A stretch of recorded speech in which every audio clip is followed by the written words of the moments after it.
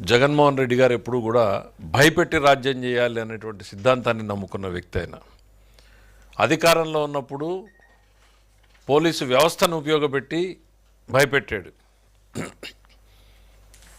అసలు హౌస్ అరెస్ట్లు అన్నారు, గేట్లకు తాళాలు అన్నారు, అడుగు బయటకు పెట్టేటువంటి పరిస్థితి లేదు. ఉద్యోగులు కావచ్చు, ప్రతిపక్షాలు కావచ్చు, పార్టీలు కావచ్చు, రాష్ట్రంలో 5 ఏళ్ళు ఏం నడిచిందో చూసాం. అధికారం పోయిన తర్వాత ఇప్పుడు మళ్ళీ తనంటే భయం పోతోంది కాబట్టి రాష్ట్రంలో ఉన్న రౌడీలందరినీ సమీకరించేటువంటి ప్రయత్నం చేస్తున్నాడు. రౌడీలారా నా వెనక నడవండి, నేను మీకుంటాను నాయకుడిగాను అన్నటువంటిది. ఇది చూస్తే బహుశా నాకు చాణక్యుడు చెప్పినటువంటి ఒక సిద్ధాంతం గుర్తుకొస్తుంది. దాన్ని ఏమన్నా జగన్మోహన్ రెడ్డి గారు నమ్ముకుంటున్నాడేమో. చిన్న డిఫరెన్స్ అది. ఆయన రాచరిక వ్యవస్థలో ఉన్నప్పుడు చెప్పాడు, ఒక రాజుని రాజ్యం నుంచి ఆక్రమించి తరిమేసినప్పుడు ఏ అడవుల్లోనో తలదాచుకున్నటువంటి రాజుకి చాణక్యుడు సలహా ఇస్తాడు, అడవిలో ఉన్నటువంటి దారిదోపిడీ దొంగలందరినీ సమీకరించు, అదను చూసి కోట మీద తిరుగుబాటు చెయ్యి అని. అట్లా రాష్ట్రంలో ఉన్నటువంటి రౌడీల్ని, బ్లేడ్ బ్యాచ్ల్ని, గంజాయి బ్యాచ్ల్ని, బెట్టింగ్ బ్యాచ్ల్ని, అన్ని బ్యాచ్ల్ని సమీకరించేటువంటి ప్రయత్నం చేస్తున్నాడు జగన్మోహన్ రెడ్డి గారు ఈ పర్యటనల ద్వారా. ప్రజల కోసమో, ప్రజల సంక్షేమం కోసమో, ప్రజల బాగోగుల కోసమో, ప్రభుత్వం మీద ఒత్తిడి తెచ్చేదానికోసమో కాదు. ఈ అరాచకాన్ని, అరాచకవాదుల్ని వెంటబెట్టుకుని మళ్ళీ తనంటే ఒక భయాన్ని సృష్టించాలి అనేటువంటి ఆయన నమ్ముకున్న రాజ్యాంగమే అది. వాళ్ళ తాత రాజ్యాంగాన్ని నమ్ముకున్నాడు కాబట్టి నిన్న వాళ్ళు ఓపెన్గా పెట్టుకున్నారు కదా, ఫ్లెక్సుల్లో పెట్టుకున్నారు కదా, మా రాజారెడ్డి రాజ్యాంగం అని. మీకు భారత్ ఇండియన్ డెమోక్రసీ మీద, భారత రాజ్యాంగం మీద నమ్మకం లేదు మీకు. మీరు రాజారెడ్డి రాజ్యాంగం అని డైరెక్ట్గా ఫ్లెక్సీలు పెట్టుకుని తిరిగారు. వీఆర్ డిక్లేరింగ్ ది వార్ అన్నారు. ఏంటి రప్ప రప్ప నరుకుతామా? ఈ సినిమా కాదయ్యా జగన్మోహన్ రెడ్డి గారి, సినిమా కాదు, డెమోక్రసీ. కానీ మీ భాషా భావం, మీ మనసులో ఏ రకమైన ఆలోచనలు ఉన్నాయనేది బయటపడుతూ ఉంది. కరెక్ట్గా సంవత్సరం కూడా కాల ప్రజాస్వామ్యంలో అరాచక పాలనని రప్ప రప్ప నరికేసి ప్రజలు. అది ఆ వర్డ్ కరెక్ట్ డెఫినేషన్ ఏమైనా తెలిస్తే అది. మీరు ఓటమి నుంచి కూడా ఏమీ పాఠం నేర్చుకున్నట్లు లేదు. ఎందుకు ఓడిపోయాం అనేటువంటి ఆలోచన మీరు చేసుకున్నట్లు లేదు. ఎందుకనంటే మీరు పోతున్న పంతం మళ్ళీ అట్లానే ఉంది. అప్పుడు పోలీసు వ్యవస్థను ఉపయోగించి అరాచకం చేశారు. ఇప్పుడు రాష్ట్రంలో రౌడీలందరినీ సమీకరించి, అదేదో సినిమాలో ఉంది కదా, అందరినీ సమీకరించి ఒక నగరం మీద పట్టు కోసం ప్రయత్నం చేసినట్టు నువ్వు ఈ రాష్ట్రం మీద భయపెట్టి నడపాలనుకుంటున్నావు.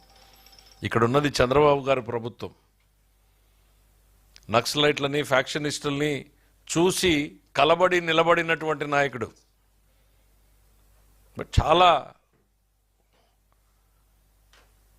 లెంగ్తీ రోప్ ఇస్తాడు మా ముఖ్యమంత్రి గారు. చాలా ఓర్పు, చాలా సంయమనం ఆయనకి.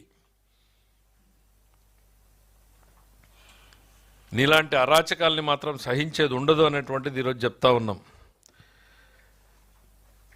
ఇవన్నీ కూడా చాలా ఆర్కెస్ట్రాడ్. మీరేవో మీ టూర్లో రప్ప రప్ప నరికేస్తామనంటే సంతోషం అంటావు నువ్వు. ఒక మాజీ ముఖ్యమంత్రిగా నువ్వు ప్రెస్ మీట్లో దాన్ని ఖండించాల్సింది పోయి, ఇది మాకు సంబంధం లేదు, ఈ ఆలోచన కాదు, ఇది మా భావజాలం కాదు అని చెప్పాల్సింది పోయి, సంతోషం నరికేద్దాం అంటున్నాడు కదా, సంతోషం అంటున్నాడు అని అంటే ఏం చెప్పదలుచుకున్నావు సమాజానికి? హింసని ప్రేరేపించడం కాదా?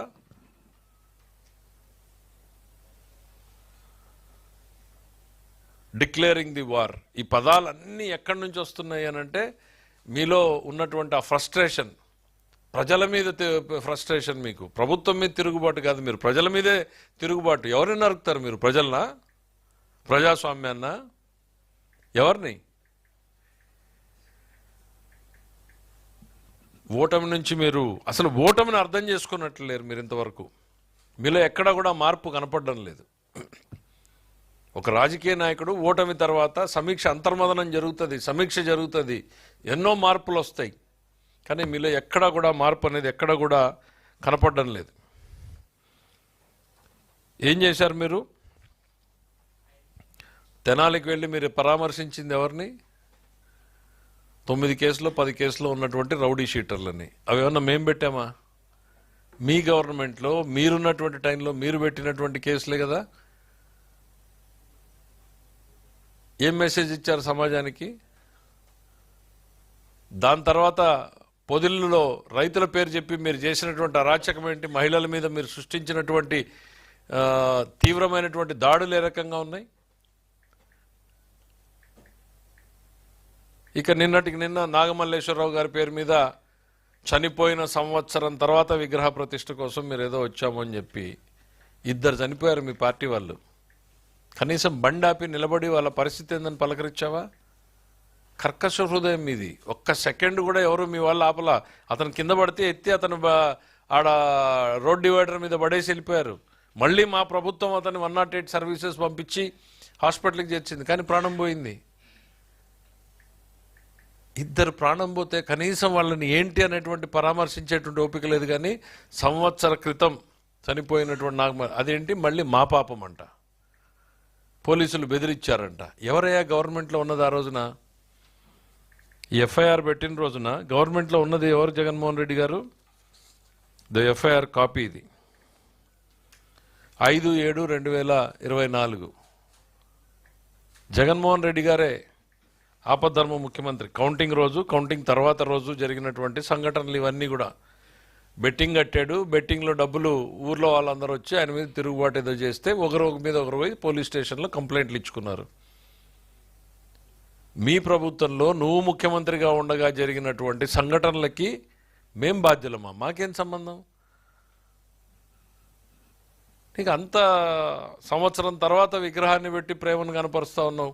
మరి సొంత బాబాయ్ కుటుంబాన్ని పరామర్శించలేకపోయావు 5 ఏళ్ళు 6 ఏళ్ళు అయిపోయినా. బాబాయ్కి కూడా ఓ విగ్రహాన్ని పెట్టించుండొచ్చు కదా. విగ్రహాల పేరుతో పర్యటనలు చేసినటువంటి చరిత్ర మనకుంది కదా. ఈ రాష్ట్రం మొత్తం మీద విగ్రహాలు పెట్టే పేరుతో రాజకీయం చేసినటువంటి చరిత్ర మనకున్నప్పుడు మరి ఆ సొంత బాబాయ్ కుటుంబాన్ని కూడా పరామర్శించి ఉండాల్సింది, ఆయనకు కూడా ఓ విగ్రహాన్ని పెట్టి ఉండాల్సింది. మీ ఆలోచనల్ని ఆ వేదిక ద్వారా ప్రజలతో పంచుకో ఉండాల్సింది. మీ బాబాయ్ పట్ల, బాబాయ్ కుటుంబం పట్ల, ఆ సంఘటన పట్ల మీ అనుభవాలు ఏంటి, మీ ఆలోచనలు ఏంటి అని. ఈరోజు నాగమల్లేశ్వరరావు గారు వేదిక మీదకి వెళ్ళి కులాల ప్రస్తావన ఎందుకండి? ఒక ముఖ్యమంత్రిగా ఉన్నప్పుడు మీరు అట్లే చేశారు. మాజీ ముఖ్యమంత్రిగా ఉన్నప్పుడైనా మీరు మారుతారనుకుంటే ఇప్పుడు అట్లానే మారుతా ఉన్నారు. నాని అమాయకుడు, వంశీ అమాయకుడు, జోగి రమేష్ అమాయకుడు, తన పిఏ ధనంజయ రెడ్డి అమాయకుడు, నాగేశ్వర కేఎన్ఆర్ అతను అమాయకుడు, చెవిరెడ్డి భాస్కర్ రెడ్డి అసలు నోట్లో నాలుక లేని వ్యక్తి అమాయకుడు. అరే పోలీస్ స్టేషన్లోకి వెళ్ళి పోలీసులు ఎదురుగా దురుసు ప్రభుత్వం చేసినటువంటి వీడియోలు సాక్ష్యంగా ఉంటే వీళ్ళందరూ అమాయకులు అంటే ఇంకా నువ్వు భ్రమల్లో ఉన్నావా? నువ్వు చెప్పే మాటలన్నీ నమ్ముతారు అని జగన్మోహన్ రెడ్డి గారు. ఈ ప్రభుత్వం ఎక్కడ కూడా పరిధి దాటి పనిచేయట్లా.